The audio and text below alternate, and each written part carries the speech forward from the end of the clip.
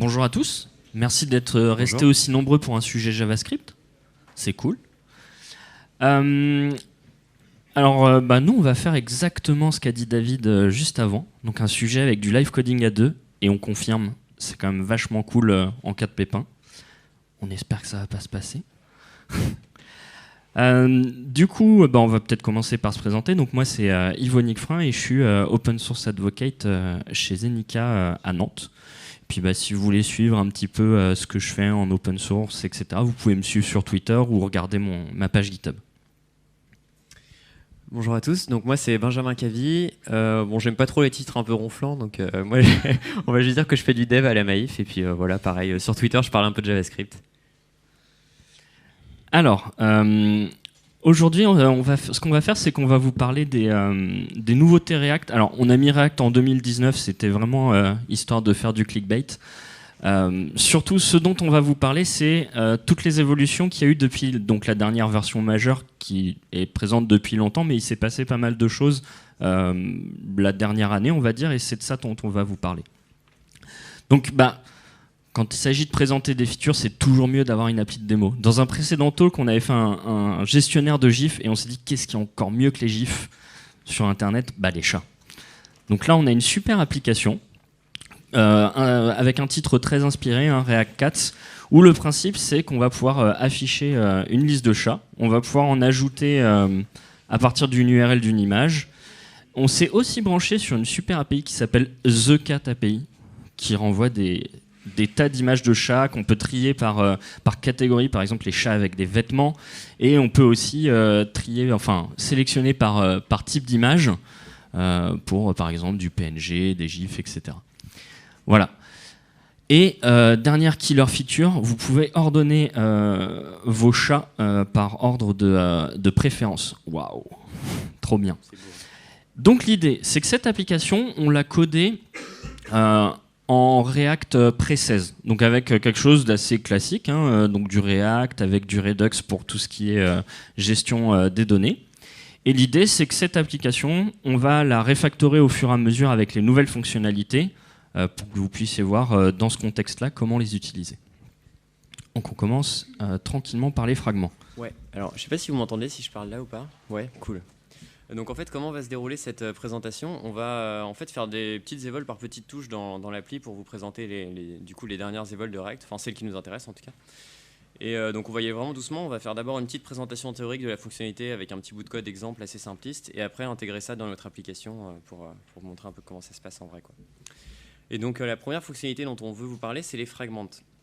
Parce qu'en fait, il y a toujours eu un problème, si on veut, en React, c'est qu'en fait, dans un composant, vous pouvez rendre qu'un seul enfant dans votre top level. Donc, par exemple, si vous voulez mettre deux divs côte à côte ou une div et un button, en fait, c'est un peu compliqué de base. Donc, il y a une technique qui a été utilisée pendant des années, c'est pas de souci, vous wrappez tout ça dans un autre composant, donc dans une div. Donc, moi, j'ai fait ça des centaines de fois. Après, le souci, c'est que ça vous alourdit vachement votre DOM, quoi. Vous vous retrouvez avec des centaines de divs qui servent pas à grand chose, à part à wrapper votre truc, et puis finalement, ça fait un peu leaker votre structure de composant dans le DOM, ce qui est pas idéal. Il y avait une autre technique qui consistait à retourner en fait un tableau de composants dans votre méthode render, où en gros vous utilisiez du coup vraiment la syntaxe de tableau de JavaScript et vous sépariez vos composants par des virgules. Bon, c'était pas... Alors ça marchait bien, mais c'était pas ouf au niveau syntaxe parce qu'il y avait des virgules qui servaient pas à grand chose, qui se perdaient en plein milieu du code. Et donc ils ont sorti une nouveauté pour essayer de pallier un peu à ça, donc qui s'appelle les fragments. Donc en fait les fragments, alors là je vous ai mis la version un peu raccourcie, on verra juste après qu'il y en a une autre. En gros, c'est des tags comme ça qui peuvent servir donc à wrapper les enfants que vous voulez rendre. Et en fait, l'avantage de ces trucs-là, c'est qu'ils ne vont pas générer de nœuds dans votre DOM. Donc du coup, ça permet d'éviter les problèmes dont je vous parlais juste avant de surcharge de votre arbre. Baissez un peu le micro ? Ah oui, ok. Tac. Et c'est parti pour la démo. Alors, donc là, on est dans notre... Je pense qu'on peut un peu zoomer. Ceux du fond... Il faut nous dire si vous voyez bien. Allez, on augmente. Hop. Vous me dites stop. Vous dites stop ? C'est bon. Okay. Ouais, c'était stop que j'avais dit, pas c'est bon. Alors, donc là, on voit qu'on a une vilaine div qui vient juste servir à pouvoir retourner un button et une autre div dans laquelle on affiche notre bouton pour saisir un nouveau chat. Donc là, l'idée, c'est que dans un premier temps, on va vous montrer ce qui avait été apporté au début de React 16, c'est-à-dire le fait de pouvoir retourner des tableaux. Avant, les tableaux, c'était pas quelque chose qui était recevable comme retour en fait de la méthode render. Mais le problème là, ce qu'on voit, c'est que Benjamin a fait un tableau et maintenant, il doit rajouter une virgule en plein milieu de son JSX. Donc c'est pas très lisible, c'est pas très heureux. Donc du coup, qu'est-ce qu'ils ont proposé justement, c'est de rajouter les fragments. Donc là, ça va nous permettre d'enlever une couche de div à l'intérieur de notre DOM et rendre ça beaucoup plus lisible. Voilà. Donc là, Fragment, ça fait partie du namespace de React et il y a la version où il n'y a pas besoin d'import du tout, c'est avec le shorthand que Benjamin a montré tout à l'heure. Voilà, donc après c'est une question de préférence, est-ce que vous préférez avoir un nom de composant ou pas, à vous de choisir. Alors, deuxième fonctionnalité. Donc après cette première fonctionnalité et ce live coding très impressionnant, on va passer à des trucs un peu plus intéressants. Donc qui sont les portals. Oui, et je vais te laisser présenter. Alors, ça, les portals, faut le voir vraiment comme qui a joué à Portal ou Portal 2 dans la salle. C'est très exactement ça. C'est-à-dire que du coup, l'idée, ça va être de se dire, je crée un portail et je vais venir afficher une partie de mon arbre React à un autre endroit dans le DOM. L'idée, c'est que c'est surtout utilisé pour tout ce qui est modal, overlay, tooltip, qui en fait ont un positionnement absolu dans votre page et donc sont dépendants de leurs parents. C'est-à-dire qu'il suffit que quelque part dans votre hiérarchie, vous ayez une position relative, et là, ça vient tout casser, et il n'y a plus rien qui s'affiche correctement. Donc l'idée, c'est de sortir justement de cette hiérarchie, ces composants-là, pour venir les rendre ailleurs. Donc comment fonctionne ce portail? En fait, on va créer un nœud DOM qu'on va venir mettre au top level, donc par exemple directement dans body. Et là, on va créer un portail vers ce nœud et on va pouvoir rendre dans ce nœud tout un pan de notre application sans que ça ait aucun impact en termes de fonctionnement. Ça fonctionne comme si ça restait dans l'application React. En fait, au travers de ce portail, toutes les informations circulent dans un sens comme dans l'autre. Voilà. Et du coup, c'est parti pour la démo. C'est parti. Donc en fait, je sais pas si vous vous rappelez, dans la démo, je vous ai montré, il y a un petit input là qui permet d'ajouter des chats par URL. Et en fait, quand on ouvre ça, on a une espèce d'overlay sombre qui se met derrière pour faire un truc un peu stylé, quoi. Et en fait, le problème, c'est qu'actuellement, cet overlay sombre, en fait, il est directement dans le même composant finalement où il y a le bouton pour afficher le truc. Donc il est quand même un peu profond dans notre hiérarchie de composants. Et comme le dit Evonik, en fait, il a un positionnement CSS qui est absolu. Donc là, ça marche bien parce qu'on n'a pas d'éléments parents en fait qui ont des positions relatives. Mais si ça venait à arriver, en fait, notre overlay il pourrait être soit complètement décalé, je sais pas si vous êtes déjà arrivé, mais complètement décalé où il masque plus que la moitié de la page, voire complètement disparaître s'il se passe des trucs chelous. Donc, en fait, les portals pour ça, c'est vraiment le bon use case. Donc là, ce que va commencer par faire Evonik, c'est qu'il va créer une div. Donc là, on utilise vraiment les API natifs du DOM, hein, donc avec le bon vieux document de .createElement. Donc en fait, c'est cette div là qu'on va ajouter donc du coup dans le body directement de notre document, parce qu'en fait, on le met dans le body pour qu'il soit vraiment à la base de notre document et pour que finalement le style de nos éléments parents ait plus d'impact, parce que vu qu'il est vraiment à la racine du body, entre guillemets, il peut rien nous arriver d'affreux, quoi. Et donc là, on va instancier donc un portal autour de cette div-là, c'est-à-dire qu'on va déclarer à React qu'on veut créer un portal en se basant sur cette div-là, et en mettant dedans du coup tout ce qui nous sert à faire l'overlay. Et on rajoute on rajoutera aussi un petit style CSS évidemment sur la div pour que ça reste quand même joli. Et donc c'est assez sympa. Bon alors après, là le use case des overlays qu'on vous montre, en fait c'est vraiment le use case principal de ce truc là, c'est vraiment pour éviter que vos overlays fassent n'importe quoi. Il y a juste un petit souci avec les portals actuellement, il faut le savoir si vous les utilisez, c'est qu'en fait les événements, donc les événements au sens clic, quand on appuie sur une touche et tout, en fait, ils traversent le portal et il n'y a pas trop de moyens de stopper leur propagation avant. Donc il y a une issue qui est ouverte chez React pour ça. Bon, apparemment, ils veulent pas le fixer, alors je ne sais pas exactement pourquoi. Donc du coup, nous, on est obligé de faire un petit hack en disant que finalement, si la personne clique dans l'input et que l'événement, c'est pas un événement de type j'ai appuyé sur entrée, en fait, on va juste l'ignorer pour éviter qu'il nous ferme l'overlay qui va être derrière du coup notre input. Plutôt qu'ils veulent pas, je crois qu'ils n'y arrivent pas tout simplement. Il y a une issue ouverte et il y a plein de gens qui proposent des workarounds, mais du coup si ça vous intéresse et que vous avez une idée, je pense que vous pouvez participer. Et ça, je pense qu'ils ont déjà testé. Je pense. Ok. Ok, donc le prochain truc qu'on va vous présenter, ça s'appelle Lazy. En fait, ça permet de faire du lazy loading. Alors là, du coup, directement de composants. Donc en fait, imaginons que vous avez une grosse application et vous avez une partie de cette application, alors je sais pas, je dis n'importe quoi, ça peut être un dashboard d'admin ou un truc comme ça, qui finalement va être utilisé que par 0,1% de vos utilisateurs. En fait, vous n'allez pas avoir envie d'envoyer le code règle de cette partie de l'application dans votre gros bundle que vous servez à tous vos utilisateurs parce que finalement, il va servir à assez peu de gens et ça va alourdir votre bundle un peu pour rien, quoi. Un autre cas d'usage, c'est aussi si vous faites du client-side routing, par exemple avec React Router, vous pouvez avoir envie de splitter votre application par route et finalement de charger la partie du bundle d'une route que quand vous arrivez dessus. Et en fait, c'est ça que permet de faire React Lazy. En fait, ça se base sur une propriété d'amélioration de ECMAScript qui est en stage 4 actuellement. Donc pour ceux qui ne sont pas familiers avec les différents stages, ça veut dire que c'est finalisé et ça va être embarqué dans la prochaine release, qui est une utilisation un peu, alors j'allais dire déviante, mais c'est pas vraiment ça, alternative du mot-clé import, où en fait on peut utiliser le mot-clé import comme une fonction pour importer un fichier. Et, sauf que du coup, cette fonction-là, elle va nous renvoyer une promise qui va se résolve en fait quand on aura récupéré le composant qui est dans le fichier en question. Et du coup, React, ils ont exposé une petite fonction qui permet de venir wrapper ça, donc qui s'appelle react.lazy. Et en fait, le résultat de cette fonction, ça peut être utilisé dans votre arbre JSX presque comme si c'était un composant normal, en fait. Donc sans avoir à vous prendre la tête à gérer vous-même la promise qui va être générée par import, etc. Alors je dis presque, parce qu'en fait, le code qui est présenté ici, il ne marche pas vraiment. Le code qui est présenté sur cette slide.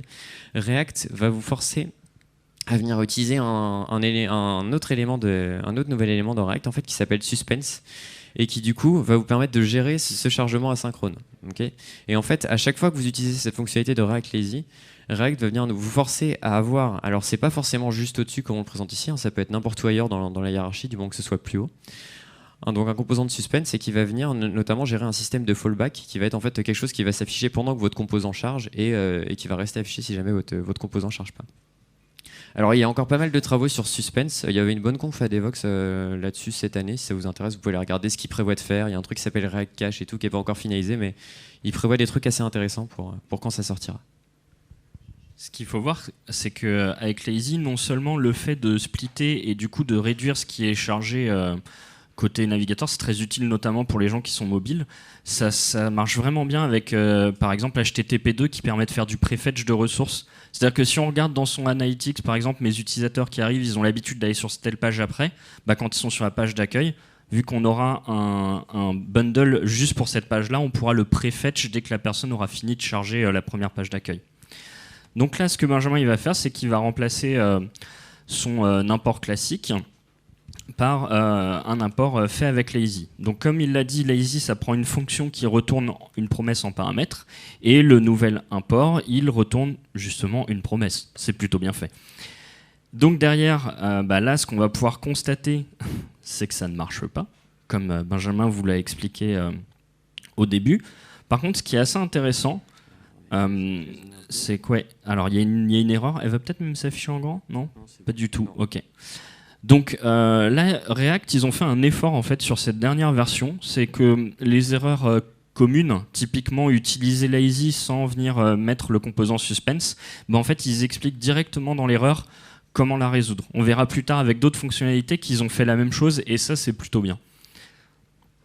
Ça permet d'éviter de perdre du temps à chercher sur Stack Overflow et autres pendant qu'on est en train de coder. Donc là, Benjamin, il vient wrapper avec Suspense la partie qui est importée de manière asynchrone, avec un super message de fallback hyper inspiré, qu'on a tous fait, je pense, mais ça marche. Donc voilà, et maintenant, ce qu'on va pouvoir constater, c'est que ça fonctionne de nouveau. Le problème, c'est que ça va trop vite. En fait, là, pour vous expliquer, le Lazy est censé intervenir au chargement de ce formulaire-là, en fait. Mais comme je suis en local sur ma machine, ça charge trop vite. Voilà. Donc, ce qu'on va faire, c'est qu'on va tricher. Vu que ça retourne une promesse, vu que ça prend une promesse React Lazy, on va lui donner une promesse, puis on va mettre un petit set timeout de 3 secondes, et à ce moment-là, seulement, on va résoudre notre import. Donc ça pourrait être pas mal, notamment pour... des choses qui commencent à se faire, par exemple le créateur de Node dans son nouveau projet qui s'appelle Dino, il importe en fait ces modules directement depuis le net, des CDN ou choses comme ça. Donc là, ça va être vraiment un cas d'usage parfait parce que vu qu'on ne sera pas sur la machine directement, il y aura un petit temps de chargement et on va pouvoir le gérer côté front. Ouais. Merci. Vous êtes presque aussi performant que mon ASLint. Voilà, donc là, si on retourne dans l'application, on va pouvoir constater qu'on a notre super message de chargement qui s'affiche. Et ensuite, nos chats qui arrivent. Très bien. Alors, un autre truc, une autre nouvelle fonctionnalité qui est venue avec React.js et que moi j'aime bien, c'est les erreurs boundaries. En fait, les erreurs boundaries, ça va vous permettre de scoper la propagation d'une erreur dans votre application, en fait, de limiter la propagation de cette erreur si vous avez une erreur de rendu dans un de vos composants. Donc là, par exemple, dans l'exemple que je vous donne, là j'ai mon composant error component qui fait n'importe quoi, puisqu'il appelle des propriétés sur un objet qui est vide. Bon, c'est juste la manière la plus courte à laquelle j'ai pu penser pour générer une erreur. Et en fait, c'est wrappé dans un composant myErrorBoundary, on va voir un petit peu après à quoi il ressemble. Et en fait, ce composant-là, il va vous permettre de catcher cette erreur-là et va vous laisser la possibilité en fait de faire un espèce de render alternatif finalement qui va être rendu si jamais vous récupérez une erreur. Et en fait, ça, ce que ça permet de faire, c'est que ça permet de faire de la graceful degradation.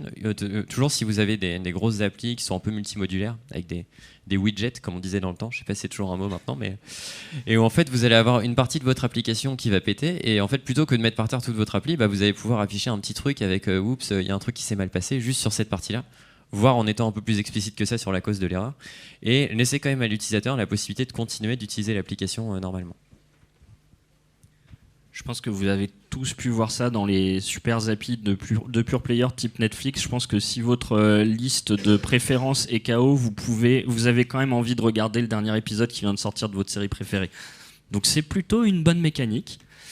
Et donc là, ce qu'on va faire, on va encore tricher, c'est que à la place de notre import, en fait, on va générer une erreur et on va reject la promesse. Et du coup, là, quand on essaye d'y accéder, au bout des 3 secondes, boum. Alors, faites pas attention à l'overlay, c'est Create-React-App qui le fait. L'appli est encore derrière.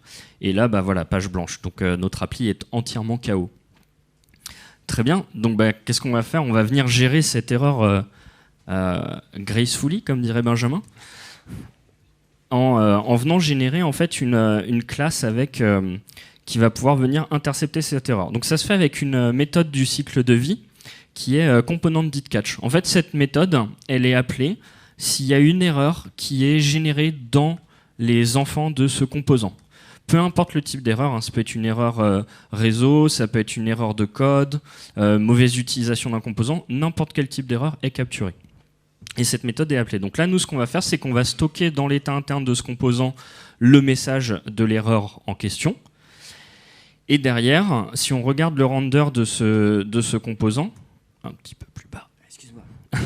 Ce qu'on fait, c'est que au moment du rendu, si on a cette erreur qui a été valorisée, on va venir tout simplement l'afficher. Comme disait Benjamin tout à l'heure, il y a forcément mieux à faire, mais là, c'est pour les raisons de la démo.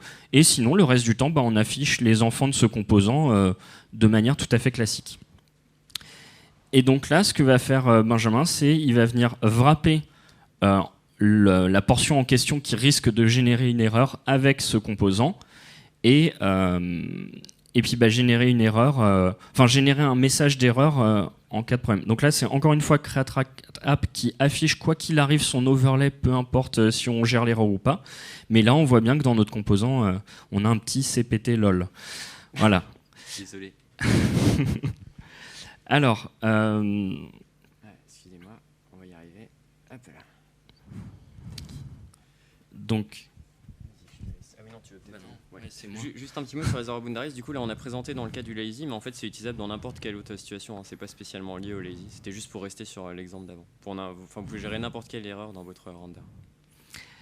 Alors, fonctionnalité suivante. Alors celle-là, elle a fait beaucoup parler d'elle en fait depuis le début de React, parce qu'en fait, le contexte c'est pas nouveau. Ça existe depuis longtemps. C'était utilisé par pas mal de librairies, notamment React Redux, que je pense qu'une bonne partie de personnes connaissent. Et en fait, dans la fonction connect fournie par React Redux à l'époque, ils utilisaient déjà le contexte. Mais en fait, cette API, à l'époque, elle était notée comme expérimentale et React ne préconisait pas du tout de l'utiliser et ils prévenaient même qu'ils avaient fortement prévu de changer le fonctionnement de cette API à l'avenir. Donc c'est resté comme ça pendant des années, il y a pas mal de librairies qui l'ont utilisé. Et là, enfin, ils ont fait une refonte de cette feature et ils l'ont sorti, je crois, en fin d'année dernière. Et donc là, c'est vraiment pas mal dans le sens où il repose sur des patterns où on a l'habitude, en fait, généralement, quand on va utiliser des choses comme Redux ou comme Apollo, on va avoir le pattern provider qui est utilisé. Donc là, quand on crée un contexte, ça nous retourne 2 composants, dont un qui est le provider. Et en fait, on vient wrapper une partie de notre application React. On donne une valeur à ce provider et ça va venir la mettre à disposition de tout l'arbre sous ce composant. Et on a un deuxième composant qui permet de récupérer cette valeur qui est le consumer. Donc soit on peut le faire là comme dans l'exemple avec une render propre, soit on peut utiliser dans le cadre d'un composant avec une classe une propriété statique, context type si je dis pas de bêtises, où on vient donner le contexte qui est utilisé dans ce composant.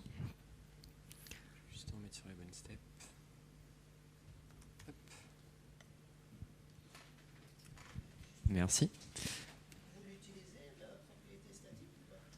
Non, en fait, quand on fait du contexte, on utilise les hooks, mais en fait, comme je le dis, ça spoil la suite de la présentation. Merci, Fédien. Non, je plaisante. On se connaît bien. Hein. Donc du coup, là, pour vous illustrer un peu la mise en place de ça, on va appliquer en fait une idée que beaucoup de gens ont eue quand la nouvelle librairie contexte est sortie, c'est de se dire finalement maintenant qu'on a ça, un truc qui permet finalement de gérer globalement un état, est-ce qu'on a encore vraiment besoin de Redux? Donc en fait là on a notre appli qui tourne sur Redux et on va venir remplacer notre utilisation de Redux par une utilisation du contexte. Alors en fait pour ça donc il va quand même falloir un endroit où on va venir stocker notre contexte. Donc nous ce qu'on s'est dit c'est qu'on allait mettre ça dans le state du composant racine parce qu'en fait comme ça tout le reste de notre appli en fait il y aura accès vu qu'on va placer notre provider de contexte à cet endroit là. Ça veut dire qu'on pourra mettre des consumers n'importe où plus bas dans la hiérarchie, ils auront accès à cet état là.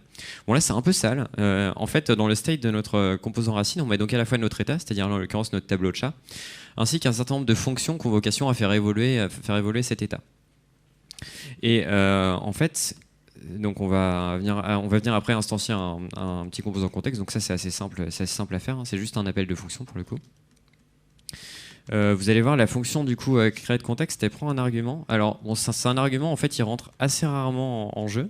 C'est la valeur du contexte que vous allez avoir si jamais vous déclarez un consommateur de votre contexte alors qu'il n'y a pas de provider de déclarer plus haut. Donc en général, si vous vous retrouvez à utiliser ça, c'est que ça marche pas exactement comme vous voudriez. Donc en fait c'est pas hyper important quoi. Et là on va venir donc importer notre contexte et on va déclarer en fait à la racine de notre application un provider. Et en fait là on va bien voir la similarité avec Redux, c'est qu'en fait là si on descend de notre méthode render, on voit qu'en fait il y avait déjà le provider de Redux qui était déclaré là. Donc c'est vraiment la même mécanique quoi. Donc là on va déclarer un provider pour notre contexte. Bon, ça va juste être une prop à changer après. Et du coup, on va passer dans notre contexte l'intégralité du state de notre composant parent. Bon, ça aussi, c'est un peu sale, mais bon, c'est une manière d'aller vite pour passer toutes les propriétés qu'on a, c'est-à-dire notre tableau de chat et les méthodes qui le font évoluer.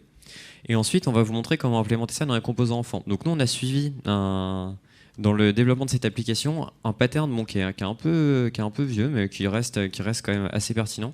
C'est le pattern de presentational et de container components. En gros, ça s'appelait dumb et smart à une époque, mais ils ont changé parce que c'était un peu péjoratif.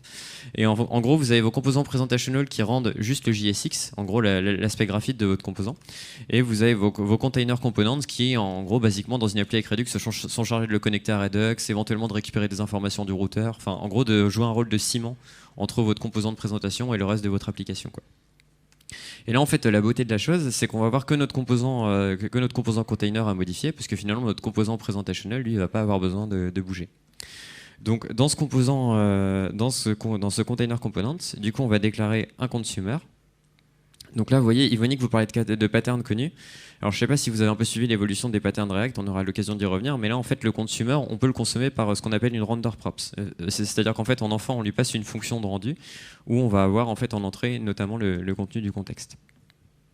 Donc voilà, bon, D'aucuns diraient que c'est dégueulasse parce qu'on a mis un peu de JSX dans notre container, mais bon, ça marche bien comme ça. Au final, moi, je trouve ça un peu plus intéressant parce qu'en fait, on uniformise la manière de coder, peu importe les couches de notre application. Et du coup, je pense qu'il y a pas mal de personnes, quand ils débutaient en React, étaient un petit peu perdus entre la manière de coder dans un container et la manière de coder dans un composant. Donc je pense que c'est plus beginner friendly, quoi. Alors, les hooks. Je pense que ça, vous en avez entendu parler. Qui c'est qui en a entendu parler ? Ok, une moitié. Alors, ça fait... comment ? Non. Les hooks qui sont sortis en décembre, donc avec le mot-clé use. Je vais en parler là, juste là. Donc en fait, ça a fait un gros tollé en décembre. Et alors forcément, il y a tous les gens qui font un petit peu de la veille autour de React, qui se sont tous emparés du sujet, qui ont tous fait leur formation, leur article, etc. Et là, ça s'est un petit peu calmé. Les gens ont commencé à vraiment l'utiliser en production, faire des hooks. Mais qu'est-ce que c'est un hook ? Alors, historiquement, en React, donc, ils ont dit qu'ils se concentraient sur la partie vue. Donc, en termes de réutilisation visuelle, les web components, c'est très bien. En fait, ça permet vraiment, c'est composable, on peut le réutiliser n'importe où. Et en plus, avec le pattern dont parlait Benjamin juste avant, avec presentational et container, et du coup, on pouvait vraiment réutiliser nos composants visuels.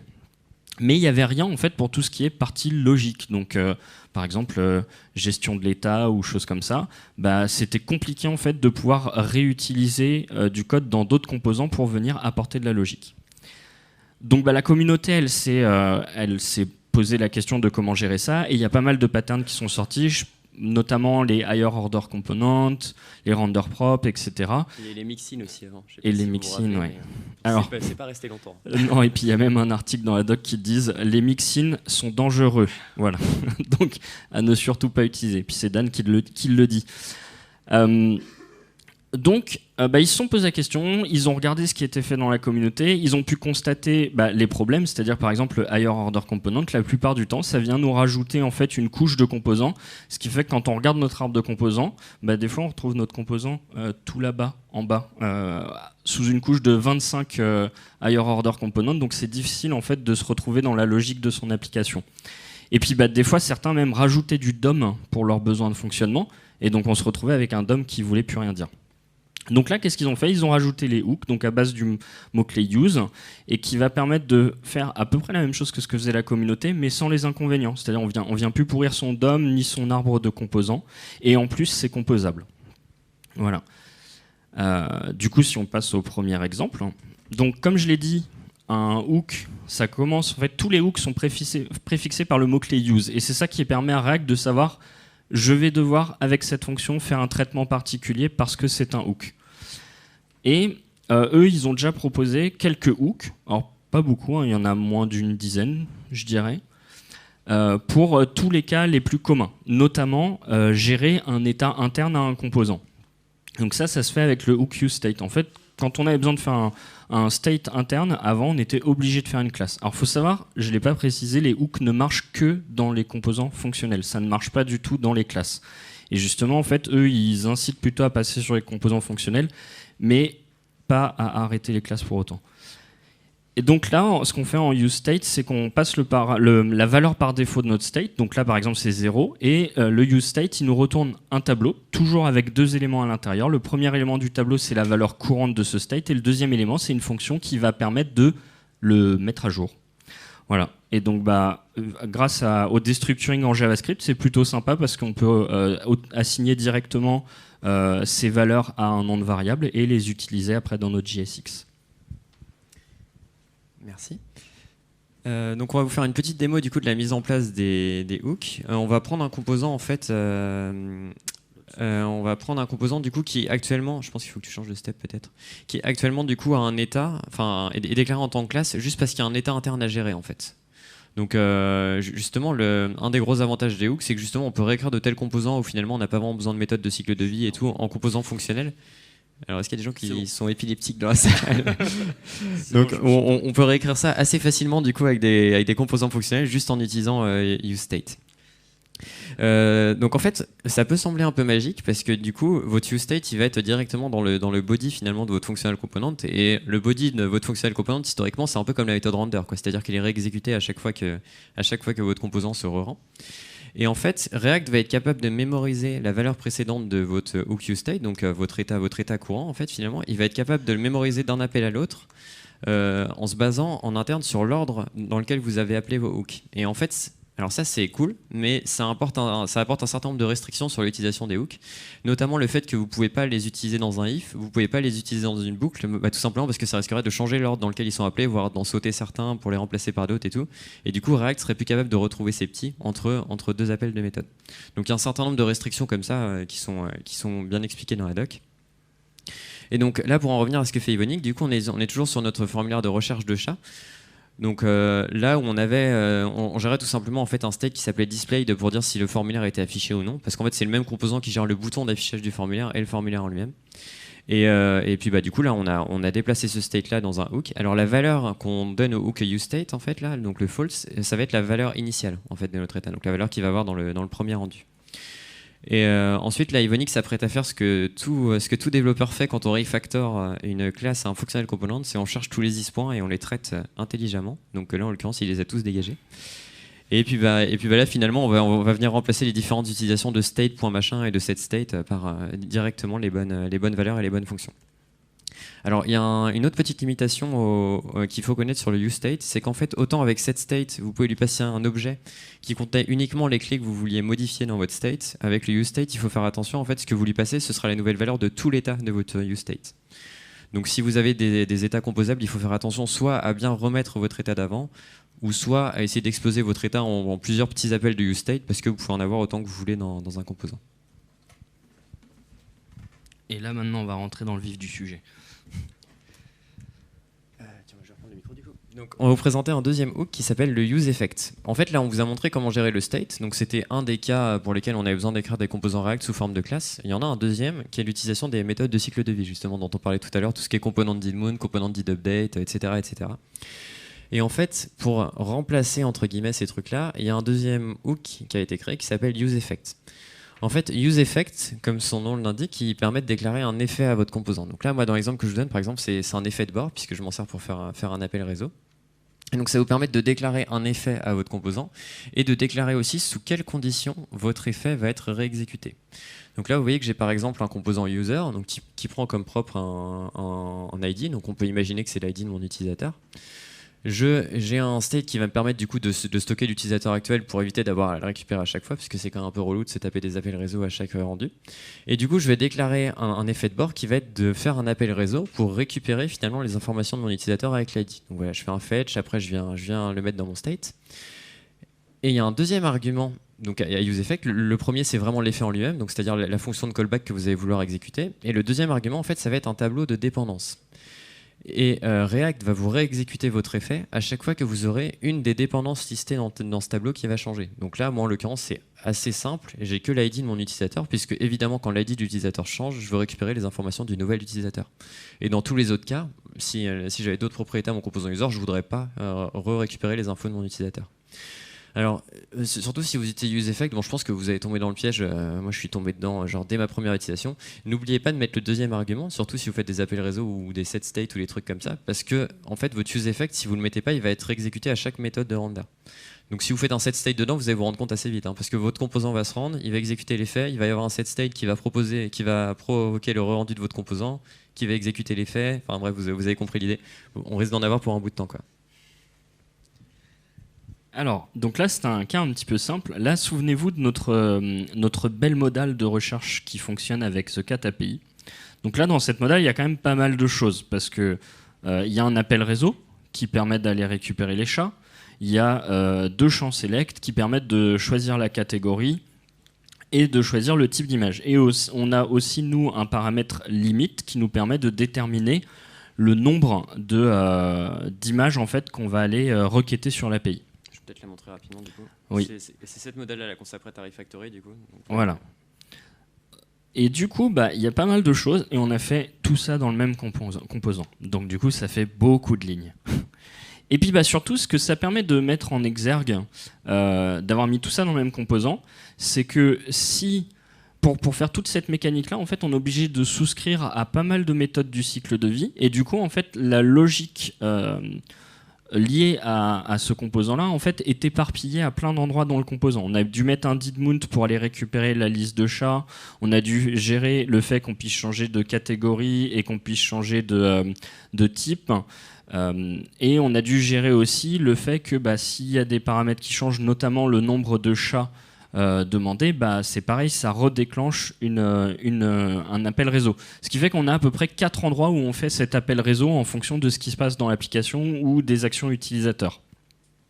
Et là, ce qu'on va voir en fait en refactorant, donc on va repartir de zéro, parce que vous allez voir, c'est aussi rapide que d'aller bidouiller dans le code. Merci au snippet aussi.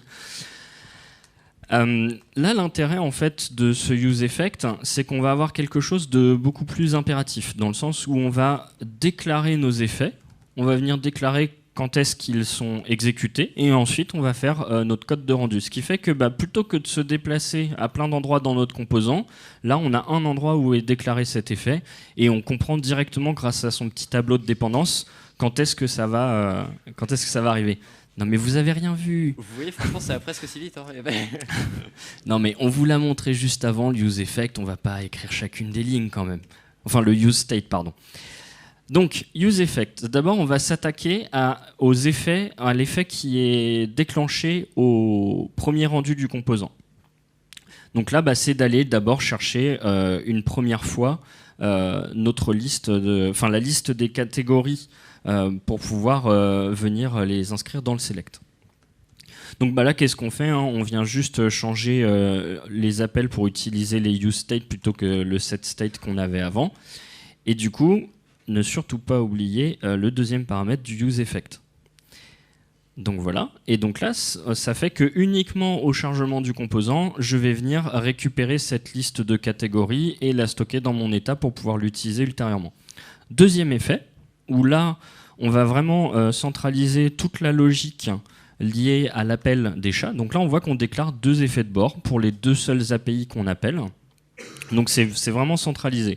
Donc là, on récupère, merci aux commentaires, le code lié à cet effet-là.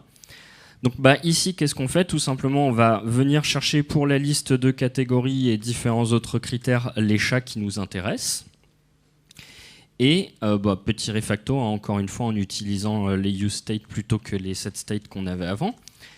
Et là où c'est intéressant, c'est surtout dans le tableau de dépendance de notre hook. Et on peut constater que... Ah, voilà. Là, j'ai oublié de le mettre et il me le signale, en fait. Voilà, quand ils ont sorti les hooks, ils ont sorti un plugin ESLint spécifique aux hooks qui va venir en fait vous expliquer...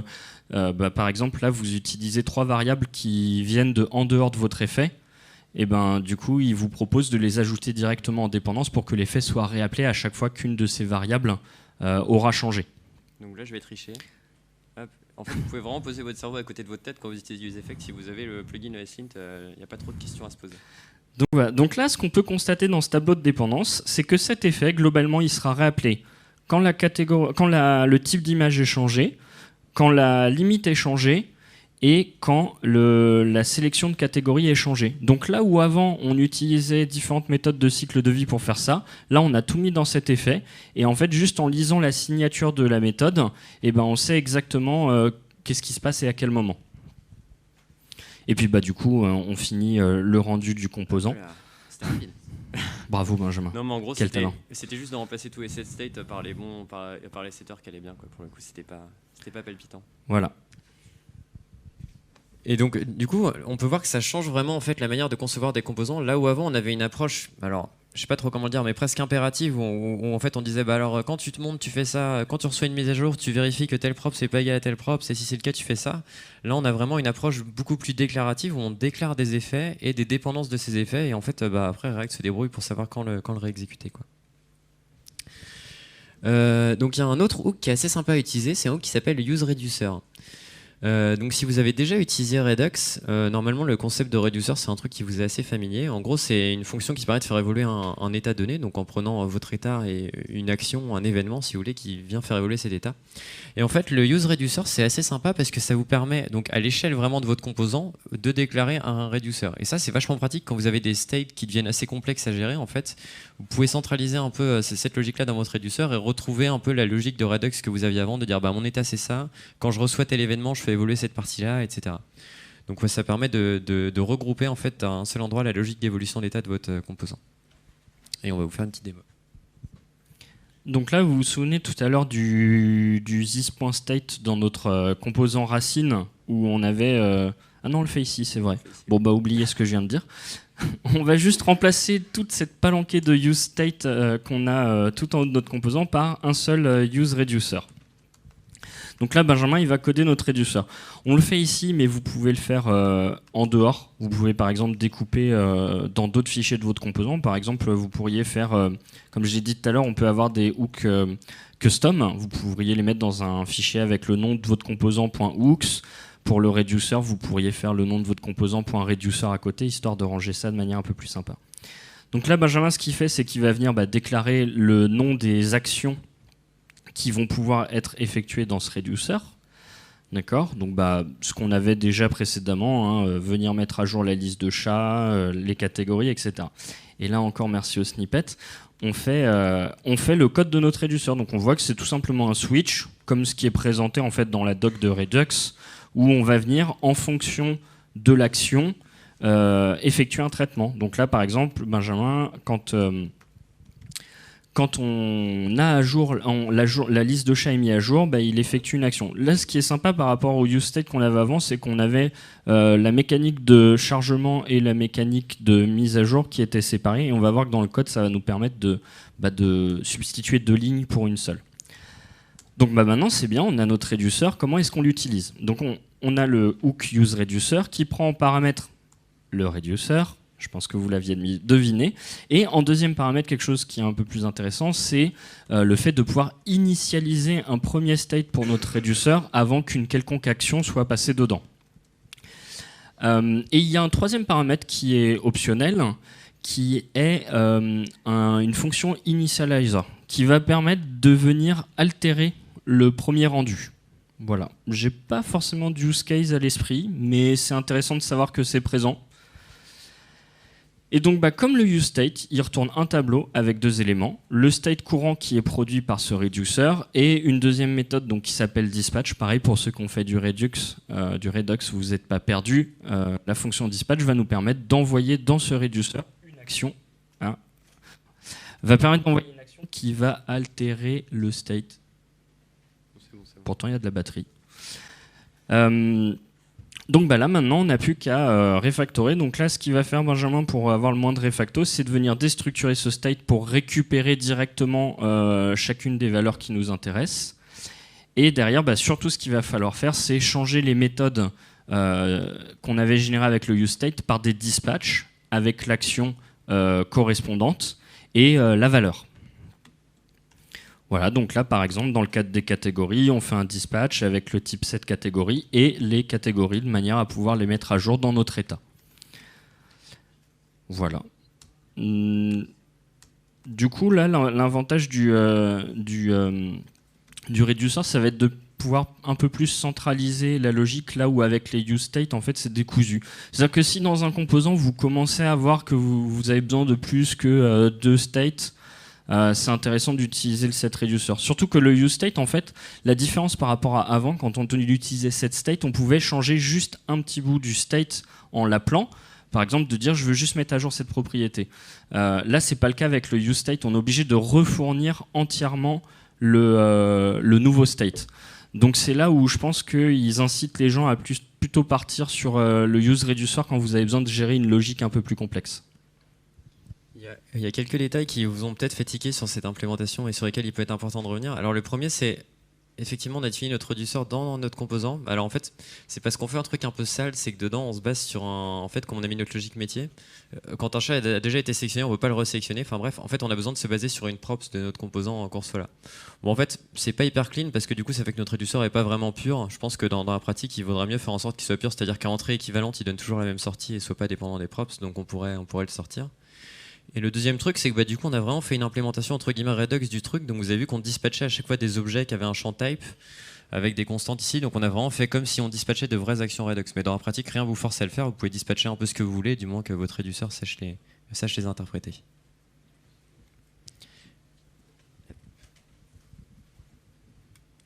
Alors, petite dernière démo.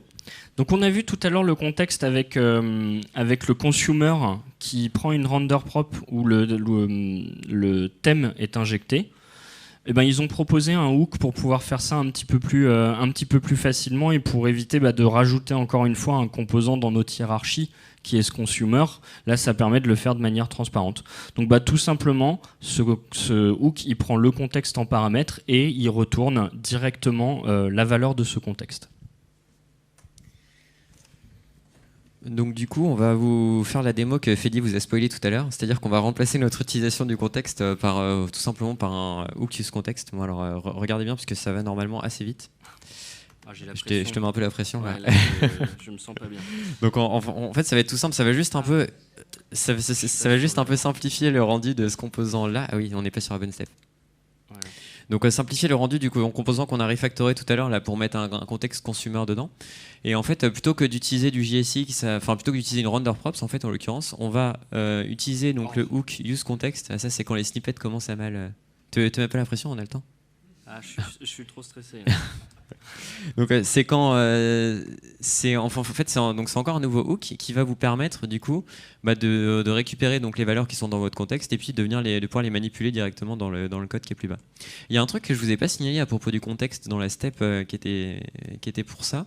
C'est en fait là vous voyez qu'on est obligé d'importer le cas de contexte en fait dans notre composant et ça c'est un peu un semi-inconvénient du truc, c'est qu'en fait tous les composants qui veulent déclarer un consumer à ce contexte, ils vont être obligés de venir importer le contexte, donc de l'endroit où il a été déclaré. Donc du coup, ça fait que des fois, vous pouvez avoir des imports à rallonge dans votre appli.